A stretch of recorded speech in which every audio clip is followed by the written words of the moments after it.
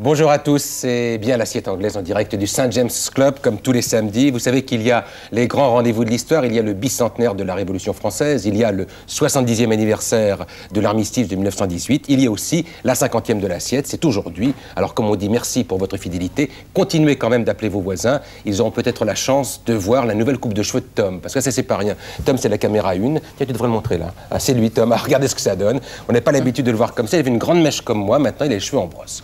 Tout ça pour vous dire qu'on va parler de l'actualité cette semaine encore. On commence par le 11 novembre. Vincent Guérard devrait être là pour nous en parler, mais il était bloqué par le brouillard dans la région de Limoges. Mais voilà quand même l'histoire qui nous raconte maintenant d'un monument aux morts de 14 qui ne sera jamais inauguré. C'est dans un petit village qui s'appelle Gentiou. Et vous allez voir, c'est dans la Creuse et il y a une bonne raison pour ne pas l'inaugurer. Enfin, plutôt une mauvaise raison. Eh oui, Gentiou, petite commune de 300 âmes, a tout pour célébrer dignement le 11 novembre. Un monument aux morts sur la place du village, un défilé fourni avec autorités et anciens combattants, une gerbe somptueuse et une minute de silence. Mais, sur le monument, un enfant lève le poing et maudit la guerre. Alors... Il y avait eu une instruction très officielle du ministère de la Guerre à l'époque, en 1924, enfin ça remonte tout de suite après la guerre de 14-18, pour que ce monument ne soit pas officiellement inauguré. Bon, mais depuis le temps, on aurait pu oublier tout ça et l'inaugurer officiellement, enfin, monsieur le préfet. Je vous rappelle qu'il y a 3 ans, mon prédécesseur a été accompagné des autorités militaires locales devant ce monument aux morts et qu'une gerbille a été déposée. Alors, monsieur le maire? Jusqu'à présent, et jusqu'à preuve du contraire, il ne semble pas que l'État, par ses représentants traditionnels, c'est-à-dire le corps préfectoral, ait jamais déposé la gerbe directement sur le monument aux morts. Ah, jamais directement. Eh bien, monsieur le préfet? 66 ans après, à quoi rimerait une inauguration officielle? Il faudrait vraiment qu'on veuille réparer quelque chose. Y a-t-il quelque chose à réparer? Eh bien, oui. On peut parfois être un petit peu choqué que les morts de Gentiou ne soient pas honorés comme tous les autres morts de France et de Navarre. C'est peut-être dû à la tradition de la commune, monsieur le maire. On a toujours été très libre-penseur à Gentiou, pour ne pas dire un peu provocateur. Il n'y a qu'à écouter les enfants du village le 11 novembre. Ne jouez pas aux soldats, mon cher petit bonhomme.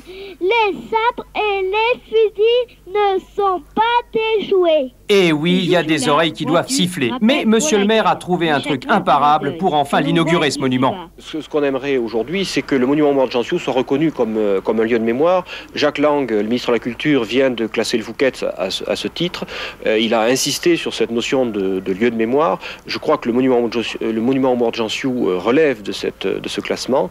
Et on aimerait donc qu'il soit inscrit au registre supplémentaire des monuments historiques à ce titre. Et on s'entraîne déjà à Gentiou comme si l'événement était pour demain. Mais oui, on s'essaye au lâcher de Colombes. Bon, le volatile n'était pas en forme hier, mais frémit d'aise, déjà à l'idée de la venue du ministre. Oui, enfin, on dira ce qu'on veut, mais maudite soit la guerre, c'est plutôt une belle expression de façon générale. Hein. On ne comprend pas très bien où est le problème. Je ne sais pas ce que vous en pensez. Des grosses malheurs, la guerre, ils ont dit. Oui. Moi, ce qui me choquerait plutôt, c'est de ne pas le mettre sur tous les monuments. Il faut rappeler quand même que cette guerre dont on parlait depuis 2-3 jours, c'est 9 millions de morts et 70 millions de pauvres types qui sont partis sous les drapeaux et qui n'en demandaient pas tant.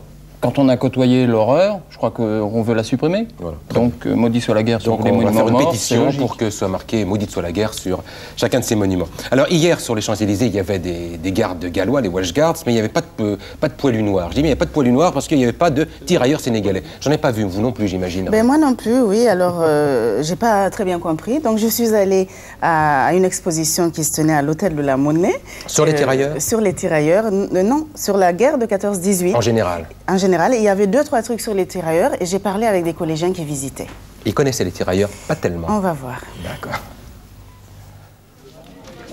Parmi les différents soldats que vous voyez, au fond, vous avez un tirailleur sénégalais. Oui, ils y étaient aussi. Alors, c'est quoi un tirailleur sénégalais? Moi, j'ai entendu parler de la guerre 14-18, mais toujours allemand, américain, russe. Je viens de l'apprendre à l'instant que les Sénégalais avaient participé à la guerre. Ce que j'ai appris, bon, c'était une appellation, c'était pas seulement pour les Sénégalais, mais pour toutes les colonies. Ils viennent de toutes les colonies d'Afrique noire. Voyons ces tirailleurs sénégalais. Comment les voyez-vous? Très grands et très minces. Avec un turban, avec un pantalon qui bouffe assez. Ils viennent d'un pays très chaud, donc pas habitués à ce climat très rude, car l'hiver en 14 était très, très rude.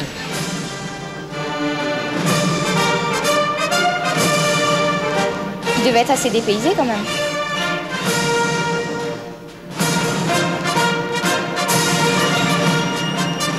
Comme ils étaient en Europe, quoi. Ils mangeaient exactement la même chose que les soldats français. Ils ne mangeaient pas des plats sénégalais, à mon avis. Il devait avoir des cannibales en Afrique à cette époque. Les soldats qui partaient en France étaient sélectionnés pour justement pas qu'il y ait ce genre de problème. Mais non, même à cette époque-là, ils n'étaient pas... Pardon, nous n'étions pas cannibales.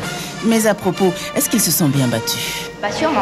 À mon avis même qu'ils devaient être en première ligne. Je pense que c'est l'appétit du combat, de vaincre, qui leur était inculqué dans leur tradition, qui a donné de si bons résultats.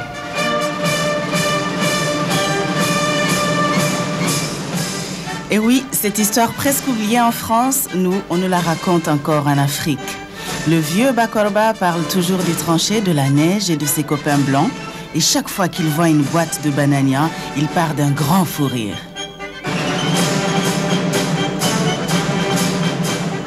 On a des images qu'on voit pas souvent, qu'on voit pas assez souvent. Alors, vous voyez, dans les documents que vous avez vus, moi j'ai vu avec vous, il y a un moment qui est merveilleux, il y a un vieux tirailleur qui est mort il y a 1 ou 2 ans, qui raconte quand on était arrivé à Toulon, les enfants nous frottaient les mains pour voir si ça n'éteignait pas. Oui, pour voir s'il l'éteignait, oui. Ouais. Oui, ça vous arrive vrai. ça dans la rue de temps en temps? Non, peut-être plus maintenant. Ça se fait plus.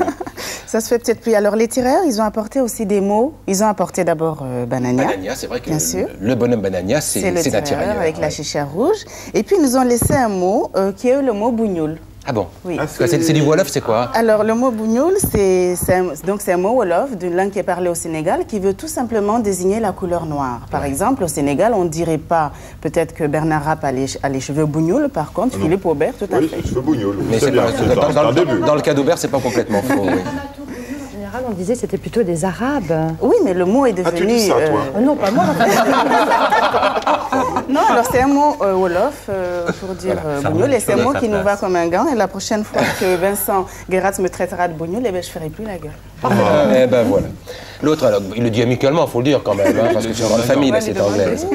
Alors, on parle de grande famille, l'autre grand anniversaire, c'est le 50e anniversaire de l'assiette anglaise, une des meilleures, je crois qu'on peut dire, une des meilleures émissions du monde. Oui. On a rarement vu autant de talents réunis au mètre carré que dans le St. James Club, le samedi entre 13h20, 22, 23, 24 ou 27, ça dépend des jours, et 14h02, 3, 4 ou 5, ça dépend de la publicité. Alors, vous n'étiez pas là au début, vous, il y a 50 ans, en définitive, c'est vrai Stéphane, et vous êtes allé rechercher des archives, là encore. Oui, grâce à Bernard Ronflet, on a retrouvé quelque chose de tout à fait bouleversant, je dois le dire. J'imagine, oui. C'est l'une des toutes premières émissions de l'assiette anglaise. C'était en 1938. Et depuis, ça n'a pas beaucoup changé, en fait, puisque l'équipe est quasiment la même. Le décor est le même, le St. James Club, quel lieu sublime. Et les recettes de l'émission sont identiques. Donc, pour fêter en même temps le 9e anniversaire de ma rubrique, si vous avez manqué le début, j'ai tenu à vous raconter les débuts de l'assiette anglaise. Très bien. Document d'archives exceptionnel. Vous ne verrez plus jamais ça, enfin, j'espère. Ce sémillant bambin qui dévale les marches du St. James's Club est déjà un grand professionnel de la télévision. Il a 4 ans et demi, il s'appelle Bernard Rapp et, comme tous les samedis, il a réuni ses petits camarades au bar du St. James.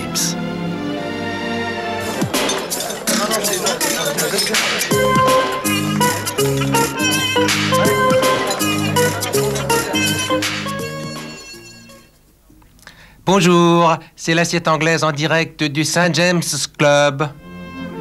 Autour de Bernard Rapp, les membres fondateurs de l'émission. Le délicieux Vincent Guératz, Philippe Aubert, sans ses lunettes, Mademoiselle Brigitte Simonetta, Thierry Hay, sans son grand nez, Jean Telet, sans sa boucle d'oreille, François Bernheim dit le hibou et Bertrand Renard, né le 28 avril 1935. Là-dessus, 50 années ont passé. Mais les recettes de l'émission n'ont pas changé. Non, s'il vous plaît, bonjour à tous, c'est l'assiette anglaise en direct du St. James Club et on ferme sa gueule. Je vous ai préparé un sujet sur le coloriage. Merci beaucoup d'être venu. Merci beaucoup. Vous avez une place ici, voilà. Bertrand, voilà. Vous êtes très gentil, vous avez un micro ici. Vous êtes Jean-Philippe? Oui, et vous, Bernard? Très bien. Vous savez qu'une image vaut mieux qu'un grand discours. Je ne sais pas qui disait ça, mais c'était vraiment bien. Surtout à la télévision, car contrairement aux apparences, à la télévision, on peut montrer des images. D'ailleurs, je suis là, regardez, je parle, donc je montre de l'image. C'est bien parti, là, oui. Et pour que l'émission soit encore plus juteuse, il faut y ajouter quelques épices. Pour les Français, là.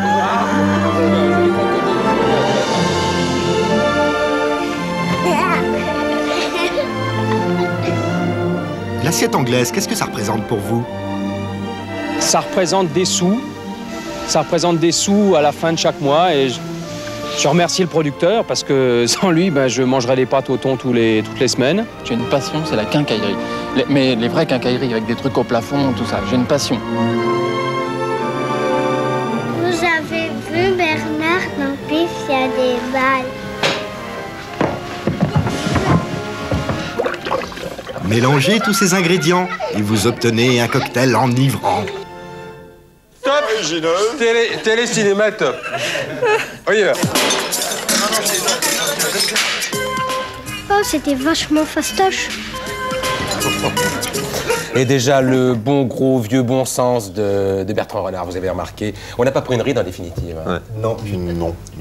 Vous êtes quasiment identique. Oh, vous êtes gentil, oui. Je tiens à préciser tout de même que le petit Bernard Rapp nous a été gracieusement prêté par l'agence 20 sur 20. Et le petit Aubert? Le petit Aubert, pareil, oui. Oui, très difficile à trouver. Hein. Et par leur papa. Il n'y avait pas vraiment une frontière entre le avant et le après. Hein. Non. Il y avait 50 ans, 150 années merveilleuses, une grande équipe et une très très belle émission. L'une des meilleures émissions du monde. Ah, ils sont vraiment contents d'eux, ces Alors on va parler de ceux qui ne sont pas contents d'eux, là. Maintenant, on va parler de ceux qu'on la déprime. Il y a des gros déprimés, des gros dépressifs, qui sont des gens qui s'occupent de faire voter les autres. C'est un métier. Des gens, il ne faut pas vous abstenir. Manque de pouce, s'abstenir. On voulait en parler la semaine dernière, on n'a pas pu, parce que la semaine dernière, on n'avait pas le droit. Ils sont en train de perdre le moral, ils vont même peut-être connaître la déprime. Enfin, j'espère pas. Mais en tout cas, ils ont de bonnes raisons. Parce que les chiffres de l'abstention n'arrêtent pas d'augmenter. Alors, je prends mon petit papier. Élections législatives, 86, 22%. Élections législatives, 88, 34. Élections cantonales, 88. Et ça, c'est important parce que les cantonales, c'est très très proche de nous. 53% d'abstention. Référendum 88, on le sait, 63%.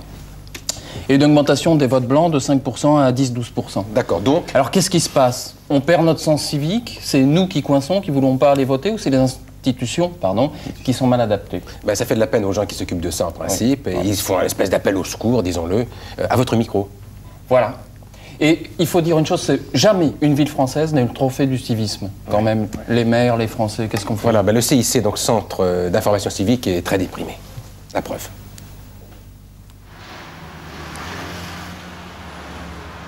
Voter. Un mot qui sonne comme un mot d'ordre, mais un ordre auquel de moins en moins de Français obéissent. Et dans l'immeuble discret du Centre d'information civique, on s'arrache les cheveux pour que tout le monde retourne à l'école le jour des élections. Mais pour l'instant, ça ne marche pas. N'a pas voté. N'a pas voté. L'abstention est à la politique ce que la non-assistance en personne en danger est à la société. La règle, c'est qu'à partir du moment où un vote a eu lieu, le résultat, quel qu'il soit, aussi juste soit-il, à une voix près, devient la loi de tous, y compris de ceux qui n'ont pas participé au scrutin. Raison de plus pour aller voter. Mais à propos, pourquoi ne pas comptabiliser aujourd'hui les votes blancs? Le bulletin blanc, c'est le bulletin de celui qui ne trouve de satisfaction dans aucune autre réponse. C'est un mode, un mode d'expression de son opinion. Autre raison à l'abstention, le manque d'explication. N'a pas voté. Vous avez un fossé qui se creuse de plus en plus et qui s'élargit de plus en plus entre vous, classe politique, et l'opinion publique. Et ça, c'est très grave. Parce que ça tient au fait, si vous voulez, que l'opinion publique est transformée en voyeur. Et par conséquent, ils ne sont plus concernés. Les politiques ont donc aussi leur responsabilité lorsqu'ils nous poussent vers l'abstention. Le PS en 72, le RPR en 88. Le droit de vote s'use si on s'en sert trop, et c'est vrai qu'on a eu le sentiment qu'on avait un petit peu abusé, mais il faut bien se rendre compte que le droit de vote s'use encore plus si on ne s'en sert pas. On s'abstient également parce qu'on se désintéresse de tout ce qui est collectif, et ça se vérifie partout dans le monde. N'a pas voté. Et si les Français, tout simplement, trouvaient leur bureau de vote trop austère? Après tout, s'occupe-t-on assez de celui qui a fait l'effort d'aller voter? Ça n'est pas si sûr. Pourquoi ne pas lui proposer un petit plat chaud? Ou bien alors, le faire participer à une immense loterie. 6 votes dans l'année, un voyage gratuit en Nouvelle-Calédonie. Là, c'est sûr qu'il y aurait beaucoup, mais alors beaucoup moins d'abstention et que tout le monde voterait. Alors, et là, c'est vrai, et c'est vrai que ceux qui viennent de conquérir le droit de vote, ben, ils l'utilisent à plein, il faut le dire. Les Algériens, par exemple, ou d'autres encore. Oui. Parce qu'il y a le vote blanc et le vote noir, oui, c'est pas pareil. Et justement, puisqu'on parle du vote blanc, c'est quand même surprenant qu'il y a 12% des gens qui ont voté blanc pour le référendum. Ils ont choisi de se déplacer et de dire, mais je suis pas d'accord avec la question qu'on pose. Et ça compte pas. Ouais. Il y a tout de même une grande démocratie tout à côté de chez nous, où on a le vote obligatoire, c'est la Belgique. Que ça je marche sache, pas. c'est une démocratie, ça marche très bien, ils sont obligés de voter. Est-ce qu'il va falloir en arriver là? Aucun homme politique n'a encore soulevé... Ça marche pas, 12% d'abstention. Faudra-t-il devenir belge, c'est la question. Une question qui est posée par le belge Bertrand Renard. C'est bien normal. À mon avis, il y a une autre raison, c'est que les politiques font plus de politique. C'est-à-dire qu'ils réfléchissent plus, ils se vendent comme des savonnettes. Et la preuve, c'est qu'au référendum, l'affiche entre le Canac... Vous laissez d'autres émissions, vous pourriez dire ça comme ça, sans sortir les menottes au poignet. C'est incroyable. La preuve, c'est l'affiche, la fameuse affiche avec le collier de fleurs. Le Canac, c'est pas un Canac, c'est un Guadeloupéen. Un Antillais, oui. C'est un Guadeloupéen. Alors c'est dire le sérieux du message qui est passé, quoi. Mais il va être content aussi, essayer de vous entendre. Je vais rejoindre Pierre Acos maintenant, qui est mon invité. Ce Pierre Acos, vous savez sans doute ce qu'il fait. Il fait tous les 10 ans, tous les 12 ans, je ne sais pas, un livre très important qui s'appelle « Ces malades qui nous gouvernent » avec le docteur Pierre Renschik. Et alors c'est toujours extraordinaire parce qu'on apprend des choses terrifiantes. C'est que les gens qui sont les grands de ce monde, qui sont aux commandes, eh bien ils sont très, très, très malades. Et là, vous récidivez. Et il y a George Bush qui vient d'être élu président américain. Et on apprend, on ne sait pas encore pour Bush, on va s'occuper de ses bobos à partir de la semaine prochaine, mais on apprend que Reagan était dans un de ses états, c'est incroyable. Reagan a commencé à entrer en maladie l'année de son accession au pouvoir. C'est pas de peau, hein? Pas de peau. Il a d'abord été blessé, il faut le dire, dans un attentat assez terrible qui a provoqué chez lui une hémorragie pulmonaire très importante. Mais également une très grosse montée des sondages. Exactement. Il en a profité, mais on a été beaucoup plus discret dès 1982, dès sa 2e année, sur sa première maladie, qui était une infection urinaire, qui a commencé à monter. Ouais. Le monde américain n'en a pas entendu parler. 83 a été une année calme. 84 a été une année terrible, et personne en Amérique n'en a entendu parler, parce qu'il a subi l'ablation de 2 polypes. On n'en a parlé que d'un, et le 2e polype était déjà un polype cancéreux. On dit qu'il dormait tout le temps. Oui, il dormait tout le temps parce qu'il avait des allergies. Et qu'on lui donnait des antihistaminiques. On dirait l'histoire, vous savez, j'ai la rate qui... À peu près. Ouais. C'était la chanson d'Ouvrard. Ouais. Ouvrard n'était pas américain, malheureusement, sinon les Américains auraient pu en tirer sans doute un enseignement. Et aux allergiques, on donne des antihistaminiques. Et les antihistaminiques font dormir. Alors que Reagan dorme, c'est bien, mais qu'il dorme pendant les conseils restreints de sécurité, c'était plutôt embêtant. Ouais. Et les gens étaient stupéfaits et ne comprenaient pas. On disait, le président est fatigué, ou alors il désintéresse de la question. Il était simplement sous médicaments. Mais les Américains étaient comme tenus informés de son état de santé. Il y a constamment les bulletins qui sont donnés. Mais on ne disait pas tout, hein. Non. Aux États-Unis, on dit beaucoup de choses et on cache sous ce que l'on dit encore plus de choses. On a parlé de son cancer du côlon. On n'a pas dit qu'il a vécu pendant 1 année sans se faire opérer parce qu'autrement, il n'aurait jamais été réélu. Le cancer a déjà été détecté en 1984. Il a caché au peuple américain. Il s'est fait opérer dès le début de son 2e mandat. S'il avait dit au peuple américain qu'il était cancéreux, jamais le peuple américain ne lui aurait redonné un 2e mandat. Mais la vraie question, est-ce que Reagan a été affecté dans ses décisions politiques par ses maladies? C'est la seule vraie question. Le reste, c'est pas très important. Non, exactement. Tout le monde est malade, finalement, à un moment quelconque de sa vie, mais tout le monde n'a pas le pouvoir. Surtout vers la fin. Surtout vers la fin. Alors le problème, c'est de savoir si quelqu'un est en passe ou pas de gouverner quand il est malade. C'était ça notre interrogation. Quand on juxtapose toutes les maladies de Reagan avec toutes les phase de ces maladies et le drame de l'Irangate, parce que c'est un véritable drame pour les États-Unis, où normalement il aurait dû être inculpé. Quand on juxtapose ces maladies et les différentes phases de l'Irangate, on constate qu'à chaque fois qu'il a dû prendre une décision grave, il était soit à quelques heures d'une intervention chirurgicale, soit à quelques heures qui ont suivi une opération chirurgicale, il n'était visiblement pas en état. Mais alors vous dites dans ce livre, et c'est peut-être ce qui est le plus surprenant, que les chefs d'État, donc les gens qui nous gouvernent, sont les plus mal soignés du monde. Et oui, ils ont beaucoup de médecins autour d'eux. Et pourtant, ils sont très mal soignés. Ah, pourquoi? Et ça se comprend. Ils ont des médecins courtisans qui ne leur disent jamais la vérité. Ce sont ceux qu'ils préfèrent, ce sont ceux qu'ils choisissent, eux. C'est tu es le plus beau. C'est tu es le plus beau et tu n'es jamais malade, tu es le plus grand et tu es le plus fort. C'est un langage qu'ils adorent. Et puis il y a les médecins que l'État leur donne dans la démocratie comme dans les autocraties. Ceux-là ne disent rien à personne, sauf à l'autorité dont ils dépendent, en général l'autorité militaire. Ça, c'est le médecin garde-chiour, même un petit peu. À peu près. Ouais. Et les militaires, par devoir, se taisent, ils savent que le président est malade, mais ils n'en disent rien. Et puis quand le président malade entre dans une phase dramatique de sa maladie et qu'il faut vraiment intervenir, on fait appel aux consultants extérieurs, qui sont en général les plus grands chirurgiens du pays. Les grands spécialistes, ou les grands médecins du pays. Et quand ceux-là interviennent et qu'ils prennent en charge le malade, ils deviennent la cible des deux autres sortes de médecins qui jamais n'appliquent convenablement les traitements post-opératoires ou post-diagnostiques. Alors, vous dites ça à propos de Pompidou. Vous dites que Pompidou aurait pu vivre 4 ans de plus. À peu près. 4 ans de plus si on avait simplement respecté l'ordonnance comme il le fallait. Le traitement formulé par les grands consultants. C'est un livre incroyable parce qu'on apprend énormément de choses et c'est très troublant, c'est même un peu terrifiant. On a très peu de temps. Une dernière histoire. L'histoire d'Eisenhower. Ce que vous appelez, je crois, le syndrome d'Alençon. Expliquez-nous ce que c'est. Le syndrome d'Alençon est quelque chose de terrifiant.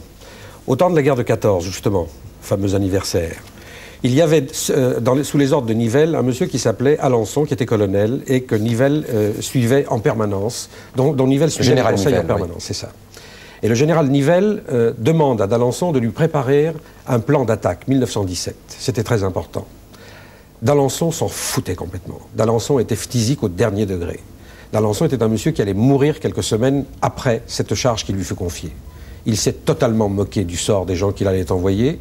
Les plans de bataille qu'il a dressés étaient terrifiants. Il a envoyé à la boucherie des individus qui allaient mourir et lui s'en moquait parce qu'il savait lui aussi qu'il allait mourir. Et lui connaissait la date de sa mort. Oui. Et Eisenhower, dites-vous, quand il était au plus mal... Quand Eisenhower a vu cela, il était jeune officier en 1917, quand il a vu cela, il a demandé au peuple américain, il s'était dit que si jamais un jour il avait une fonction quelconque, il dirait tout au peuple américain. Quand il a pris le pouvoir, quand il a été élu, en 1954, il est devenu cardiaque. Il a fait un infarctus. Et il a annoncé au peuple américain. Et c'était le premier, c'est ce qui a ouvert un petit peu l'information médicale. Toute l'information médicale est née à ce moment-là, parce qu'à ce moment-là, le peuple américain a découvert ce qu'était le cholestérol et ce qu'étaient véritablement tous les méfaits de l'infarctus. Voilà. Pour tout savoir, c'est un livre vraiment extraordinaire. Ça s'appelle Ces nouveaux malades, parce qu'il y avait déjà les malades qui nous gouvernent. C'est de vous, Pierre Akos, et du docteur Pierre Renchnik. Et c'est chez Stock. C'est un livre à lire absolument pour comprendre ce qui se passe tout simplement autour de nous. Alors vous recevez beaucoup de courriers, j'imagine, pour vos bouquins, non? Oui, sur cela, énormément. Voilà, ça va. Mais vous en recevrez plus parce que la grève va s'arrêter, comme vous le savez peut-être. Alors c'est qu'on parle beaucoup des facteurs des villes. Alors là, je suis en train de faire une transition, vous l'avez peut-être noté, non, l'air de rien. On parle beaucoup des facteurs des villes, mais il y a aussi les facteurs des champs. Et les facteurs des champs, c'est les gens qui font les grandes tournées dans les champs, dans les campagnes. Et quand il y a un vieux facteur, il connaît par cœur sa tournée. Mais quand il y a un jeune qui doit le remplacer, il ne connaît pas la tournée. Donc il perd des heures, des jours, il ne sait plus où il est perdu. D'où l'idée d'un responsable de tournée. Ça se passe à Landerneau, qui a une idée géniale. Il a mis un petit appareil dans la voiture des jeunes nouveaux facteurs, et ça donne ce reportage de Léla Gitli et Daniel Lévy. Voilà sur la carte l'itinéraire que tu dois... À gauche, c'est Jean-Yves Carillou, le nouveau facteur. L'autre, c'est Monsieur Robert, le big boss de la distribution du courrier à Landerneau. Pour lui, pas question de lâcher son novice comme ça dans la nature. Vous sortez du bureau de poste et vous tournez... Voilà, alors on revient à 0 et tu sortiras du bureau de poste. Sa voix ne quittera pas le jeune facteur et le guidera pendant toute sa tournée. À gauche, je répète, dans la montée. Ensuite, une autre fourche, vous gardez votre droite. Un chemin où il y a de l'herbe, ça monte toujours. Et tout au fond, vous avez Bagné. Vous êtes à Timénez, à Pincran. Quand il y a des tournées qui font 80 et quelques kilomètres, plus de 80 kilomètres, c'est pas toujours évident, en 2 jours, de voir l'itinéraire et de se rappeler de tout. Donc, logiquement, maintenant, le préposé a droit à 1 jour de doublure et le lendemain, on lui donne la cassette. Donc, le lendemain, il ne doit pas se perdre. Ça, c'est en théorie, mais en pratique... Ah ouais, j'ai dépassé, j'étais au croisement, là, et au lieu de virer sur la gauche, je suis venu à droite, donc j'arrive plus à me retrouver. À vous retrouver. Je vais être obligé de reculer 50 mètres et de reprendre sur la gauche avant de revenir par ici. Est-ce que c'est agréable d'avoir cette voix présente comme ça dans la voiture avec vous? Est-ce que c'est agréable ça ou c'est agaçant? C'est pas très agréable, mais c'est le moyen le plus facile pour s'en sortir. Non, c'est pas très... Voilà, mieux une bonne musique, mais c'est pas... Oui, c'est pas sérieux. D'autant plus qu'il n'y a pas foule pour assurer les tournées perdues au fin fond de la campagne. Nous allons procéder à la vente du quartier de la Poussette, c'est-à-dire la distribution des paquets en ville. Alors, je vous répondrai assez fort qu'on vous entende. Mais attention, cette vente de tournée est un peu spéciale. Elle est devenue avec le temps plus un rituel qu'une vente, car il n'y a pas d'argent à la clé, juste une bonne tournée, avec en prime un Walkman et une cassette. Il faut bien vivre avec son temps, à chacun son calvaire. Voilà, alors vous êtes peut-être un peu surpris qu'on ne vous ait pas encore parlé de la visite officielle du prince de Galles et de son épouse, Lady Diana. Eh bien nous aussi, mais ça ne va pas tarder, on va le faire tout de suite grâce à Christine Lamazière, parce que vous savez à peu près toute cette visite officielle, il y en avait en long et en large dans tous les journaux télévisés et dans la presse magazine dont nous parlera tout à l'heure si on a le temps Philippe Aubert. Encore mais on aura le temps. Oui, on aura peut-être le temps. On verra, on va voir. Ce qui est sûr, c'est qu'il y a 3 ou 4 soirées de gala très importantes et que tout était bon pour y aller, mais il y a ceux qui n'ont pas pu y aller. Et alors, on a découvert, plutôt Christine Lamazière a découvert, un petit bonhomme dans le coin de Sète qui lui vous donne l'occasion d'y aller, mais de façon particulière. Oui, mais moi je tiens tout de même à préciser que certaines personnes ont eu l'occasion d'assister à des dîners mondains avec Lady Diana et le prince Charles. N'est-ce pas probablement. Non, n'est-ce pas Bernard Rapp? Dites-moi un petit peu le menu sur la péniche par du soir. C'était très simple, ça faisait pas nouveau riche. On avait quoi? On avait foie gras, langouste et saumon. C'était très bien. Pas de petits légumes. Non, il n'y avait pas de petits légumes, ce qui n'était pas très bon, mais c'était un moment tout à fait délicieux. Charles m'a beaucoup parlé de vous, il m'a demandé de vos nouvelles, de votre chapeau. Ah, surtout, vous savez que j'ai une passion pour Charles, je le trouve... je trouve qu'il a beaucoup de charme. Moi, c'est Bernard, on est d'accord. Il lui ressemble un peu du reste, donc, absolument. votre reportage. Oui, alors on y va parce qu'il n'aura plus de temps après. Alors, il a déjà plus de temps, oui. Bon, d'accord. Alors, des hommes d'affaires qui n'ont pas autant de choses que vous, Bernard Rapp, eh bien, Christophe Pecker a trouvé une solution pour ces hommes d'affaires qui ont envie d'avoir un titre. Ah. Pour vous asseoir, ici. À la rigueur, vous pouvez vous appeler Martin, Durand, voire Renard. Mais pour monter dans cette calèche de rêve, mieux vaut être un prince ou une princesse. Mais voilà, ce n'est pas si simple. Le temps où les fils de charcutiers fortunés épousaient les duchesses dans la dèche est révolu. Alors, une solution. Un billet d'avion pour 7 et la rencontre avec ce curieux personnage. On peut devenir de nos jours baron, prince ou comte légalement avec la justice allemande, c'est-à-dire sous forme d'adoption. Ah bon? Vous aurez un père adoptif qui sera noble et qui vous donnera la possibilité d'avoir ce titre sur votre pièce d'identité légalement. Mais c'est formidable. Donc plus question d'avoir besoin d'une reine ou d'un roi pour un oubliant. Moi je lui fais sous forme de viager ou alors sous forme de rente qui va payer au futur père adoptif. Une entreprise très sérieuse en fait. Et je peux prétendre que je suis la seule personne au monde qui le fait par ce principe-là. Voilà pourquoi que je n'en vends pas non plus 10 par an. Au contraire, j'en fais un strict minimum, mais avec des clients sérieux. Voici un homme avisé. Moi, je vais faire un jugement pour savoir, bon, si cette personne n'a pas un casier judiciaire, s'il est de bonne famille, parce que la personne noble ne va pas non plus donner son titre de comte, baron ou prince à n'importe qui. Et pas gratuitement, je suppose. Écoutez, pour devenir comte, comtesse, baron ou prince, ça dépend un peu des titres, de la valeur, de l'âge des titres, ce qu'ils ont représenté au Moyen-Âge. Par exemple, pour la baronne Claparède de Crola, qui est un titre napoléonien, bon, approximativement, il faudra mettre 300 000 $, qui font plus ou moins 1,8 million de francs français. Le prix d'une princesse? Il faut mettre un peu plus, ça peut toucher dans les 2,5 millions, 3 millions de francs français. Soit le prix d'un petit 2 pièces à Monaco, et pour vous? Bon, je ne suis pas philanthrope non plus, quoi. C'est-à-dire, le client au remerciement, il me paye le voyage, il me fait envoyer son avion s'il a un avion privé, il m'emmène en vacances, et quelquefois, bon, il peut me donner, je dirais, un bon carnet d'adresses. Lui se sert au fond du snobisme des gens. Le snobisme, oui, c'est un philo extraordinaire. D'accord, on est d'accord, le snobisme c'est extraordinaire, mais pourquoi ça passe par l'Allemagne? Bien, parce que paraît-il que la noblesse allemande, c'est la noblesse la plus fauchée du monde. Ah, donc on peut acheter? Bah oui, d'après ce que dit ce jeune homme, on peut acheter. En plus, il est d'origine allemande, il connaît bien l'Allemagne, il a de la bonne famille là-bas, donc en fin de compte, c'est un fonds de commerce inépuisable. Donc on imagine très bien François de Bernheim. Oh, ça lui Moi, je suis déjà de noblesse basque, je vous le rappelle. Voilà. au béret basque. Voilà, il fallait quand même le rappeler. Puisqu'il faut mentionner il a qu'avant, osé, il l'a fait, il ose tout celui-là.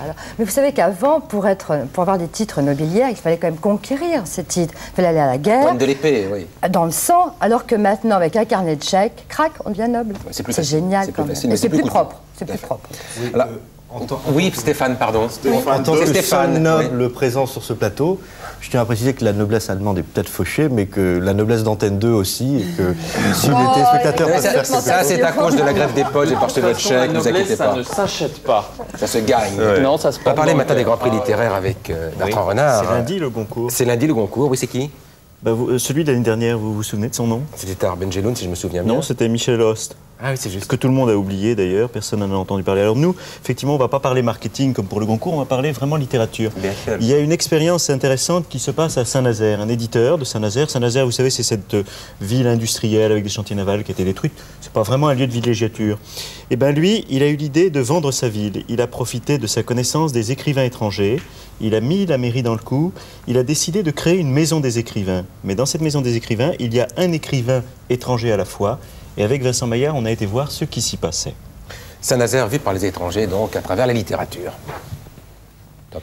Saint-Nazaire de novembre, un écrivain à sa table de travail. La tinta, más allá de la tinta. Dans l'encre, au-delà de l'encre, d'immenses navires, cathédrales de métal, flottent. Et leurs quilles, fines lames vertes, fendent les eaux grises. Il est colombien. Il écrit sur la ville qu'il a invitée. La ville a été rasée. Les crises de la construction navale ont fait douter les Nazériens d'eux-mêmes. Il fallait de nouveau ouvrir. Et la maison des écrivains arrivait tout à fait bien pour créer une vitrine qui permettait d'ouvrir Saint-Nazaire vers le large. Et l'écrivain de son balcon commence déjà à se raconter une histoire. Une espèce de coïncidence sans importance. Nous avions atteint l'extrémité du pont, sur le canal, et Stevenson me soutenait toujours très légèrement par de la paume de sa main, avec la délicatesse de aveugle. Une clarté lumineuse venait de la mer, l'après-midi était ensoleillé et limpide. Et comme un grand bateau qui, lui, ne partira jamais, la maison des écrivains, c'est cet appartement ouvert de partout. La ville y a installé Miguel, d'autres écrivains l'ont précédé, d'autres le suivront. Les uns laissent leurs livres dédicacés, les autres laissent 2 ou 3 revues qu'ils ont envie que les autres voient. Il y a un monde qui leur appartient, auquel nous n'avons pas part. C'est un lieu individuel et se crée entre eux un lieu ouvert et disponible dont chaque écrivain fait sa maison. Et de là, c'est la ville qu'ils regardent autrement. L'Italien Giuseppe Conte a imaginé cette histoire. Le vent, amoureux d'une petite grue, a soufflé en tempête pour emmener la petite grue dans ses bras. Mais la petite grue, incapable de marcher aussi vite, s'est effondrée dans le grand port et son âme a disparu dans le ciel en laissant le vent inconsolé. De vitrine, la maison des écrivains est devenue miroir. Les Nazériens ont redécouvert leur histoire, leur vie quotidienne, mais également leur environnement. La lumière, l'air, l'eau, le vent et les rêves. Au point d'avoir elle-même des idées poétiques. Et si les paquebots d'autrefois transportaient les rêves de Saint-Nazaire à l'autre bout du monde, ce sont tous ces écrivains d'ailleurs qui vont s'en charger désormais. Voilà, détour par la presse maintenant avec Philippe Aubert. Oui, c'est à vous, mon vieux. Vous tripotez je ne sais quoi. J'étais en train de lire une BD. C'est une BD qui vient de sortir. Alors, c'est étonnant, regardez, c'est une BD en relief. C'est lié avec les doigts, oui. C'est thermoformé, ça se lit avec les doigts. C'est très pratique. Moi, par exemple, si j'enlève mes lunettes... Vous ressemblez au petit Aubert qu'on a vu tout à l'heure. Exactement, ouais. Et je peux continuer à comprendre ce qu'il y a dans la BD, à tourner les pages. Et donc, les non-voyants qui nous regardent, je sais qu'ils sont nombreux, pourront suivre ainsi, enfin... Ça, je vais pas faire un gros plan comme une autre un gros plan sur Aubert sans lunettes. Ça va la valeur, c'est où la caméra? C'est là, je vois bien. Je remets mes lunettes, donc c'est très rigolo. Je vous en ai fait une petite page que vous pourrez compulser avec votre doigt. Regardez, c'est très étonnant, hein, c'est du plastique, c'est mou. Le seul problème, c'est que c'est un tout petit peu encombrant. Je vais récupérer l'ensemble, si vous voulez. Pour lire dans le métro, parce que vous voulez comprendre jusqu'à la fin, j'ai pas mis les pages en ordre. Je passe à un mensuel, qui est un mensuel chic et branché, qui s'appelle Globe. Vous connaissez Globe? Globe, c'est un bon journal. Alors dans Globe, oui, il y a quelque chose de très étonnant ce mois-ci dans Globe, c'est qu'il y a un papier assez long contre le film L'Ours. Mais ça, ils ont le droit, après tout. Hein, ils ont le droit de il y a ceux qui ont aimé, ceux qui n'ont pas aimé. Exactement, il y a les deux. Oui, il y a les votes blancs, c'est au milieu. Et donc, ils sont pas allés, ceux-là, oui. Il y a une chose qui est rarissime dans la presse. Moi, c'est la première fois que je vois ça. C'est qu'on a dans l'article des choses assez gentilles sur le film L'Ours, quand même, des petites phrases. Par exemple, les enfants auront à cœur d'emmener... Les enfants. Ils auront à cœur d'emmener leurs parents admirer ce film d'une pureté éclaboussante. C'est un truc très gentil, hein, film d'une pureté éclaboussante. Alors, comme on fait souvent, ils ont pris un petit morceau de la phrase, je vous montre bien, parce que sinon vous n'allez pas me croire, un petit morceau de la phrase qui est écrite, et ils l'ont sorti pour faire un petit titre, ce qu'on appelle un inter en termes de presse, et ça devient « Les enfants auront à cœur d'emmener leurs parents admirer ce film d'une connerie éblouissante ». Ça, c'est quand même extraordinaire. C'était pureté éclaboussante et c'est devenu connerie éblouissante. C'est le correcteur qui s'est fait plaisir. Ah, je ne sais pas, ou alors c'est un parti pris pour attaquer un petit peu le film. C'est un numéro de Globe qui est très joli parce qu'il y a une photo, on ne va pas la montrer parce qu'il y a des enfants qui nous regardent ainsi que leurs parents. Il y a une photo de Noël ma mère, et Noël ma mère fait quelque chose d'assez exceptionnel, c'est qu'il parle du PAF et il fait plus que ça, il le montre. C'est quand même assez étonnant. Voilà. Le PAF de Noël ma mère. Noël ma mère qui a conservé son manteau de foulard pour le faire. Le mot audimat. On va continuer à parler de ma mère si vous voulez bien. Ce coup-ci, c'est pas Noël ma mère, enfin c'est pas exactement Noël ma mère, mais c'est assez ma mère quand même, c'est Mathilde Amet. Mathilde Amet qui est assez somptueuse, il faut reconnaître, c'est dans l'Express Paris et j'en parle très volontiers parce que c'est un numéro spécial sur un peu la zoologie. Donc belle poule, Mathilde Amet. À la une, ça c'est un phoque, incontestablement, on voit bien un phoque, et quand vous tournez la page, ça, c'est un pingouin. Mais oui, c'est formidable. Aubert qui arrive à parler lui-même dans sa vie. C'est assez fabuleux. Je m'aime beaucoup. Je vous la signerai tout à l'heure. On va continuer à parler d'une chose très importante, Bernard, c'est l'actualité, la vraie actualité de la semaine. Vous l'avez dit tout à l'heure. J'aime bien le titre, c'est « Cet homme vient de dîner avec Mathilde Amet ». Quelle histoire. Oui, c'est moi. Vous voulez que je vous raconte la fin du dîner? Et donc, c'est l'événement, c'est évidemment la visite de Charles et Diana à Paris. Visite de Charles et Diana sur laquelle on a dit beaucoup de choses, mais pas l'essentiel. C'est dans quel état ils sont arrivés, est-ce qu'ils ont été fatigués et comment ils sont repartis, comment ils sont revenus chez eux au pays. Alors ça, on peut le résumer très facilement. Ce sont les 3 derniers numéros de match que j'ai là. Et simplement avec les unes, on comprend tout. Regardez, vous avez Bienvenue Charles et Diana, ils ne sont pas encore arrivés en France, ils sont reposés, ils sont souriants, ils sont détendus. Et puis ensuite, vous avez le numéro de match avec la princesse Dai, un peu crispounée quand même, hein, vous voyez, un peu fatiguée déjà. Un petit peu fatiguée déjà, le voyage l'a épuisé, toutes ces visites, ces agapes dont vous parliez tout à l'heure. Et qu'est-ce qui s'est passé? Eh bien, on a ensuite, à la une de match, la photo. Ils sont revenus au pays, là, ils sont quand même carrément épuisés. Il faut bien le reconnaître. C'est donc le couple qui est revenu. Et vous savez que dans ces cas-là, il y a des échanges de cadeaux qui se font. Alors moi, j'ai offert au prince Charles ma photo dans l'Express Paris. Oui, pas qu'il a aimé, il a encadré. Et lui, il m'a offert quelque chose que je tiens à vous montrer parce que c'est assez rare. Je l'ai mis dans ma poche, regardez. Il m'a offert ça. Ah oui. Alors, est-ce que c'est un cheveu de Diana? Non. La réponse, elle est blonde. Les blondes, oui. Les cheveux comme ça, c'est un cheveu, exactement. Alors, qu'est-ce que c'est? C'est un poil d'ours. Et c'est quoi un poil d'ours? C'est évidemment un poil du bonnet de Horsguard. Et c'est rarissime, c'est une pièce de collection. Le bonnet d'ours canadien dont je parle dans un livre. Je vais vous le mettre dans votre petite poche et ça vous fera votre cadeau pour votre 50e anniversaire. Vous ne les faites pas, Bernard. On se retrouve la semaine prochaine. 51e, oui, avec vous quand même, peut-être. Un jour, vous prendrez ma place, vous verrez, vous y arriverez. Ah oui, oui. Merci à tous, merci de votre fidélité depuis 50 numéros. On se retrouve la semaine prochaine, samedi, 13h20, toujours l'assiette anglaise avec les mêmes. Je vous dis bien, talent formidable au mètre carré.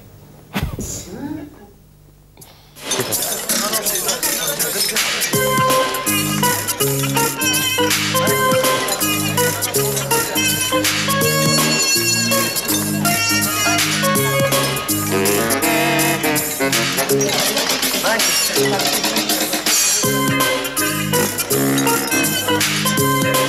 you.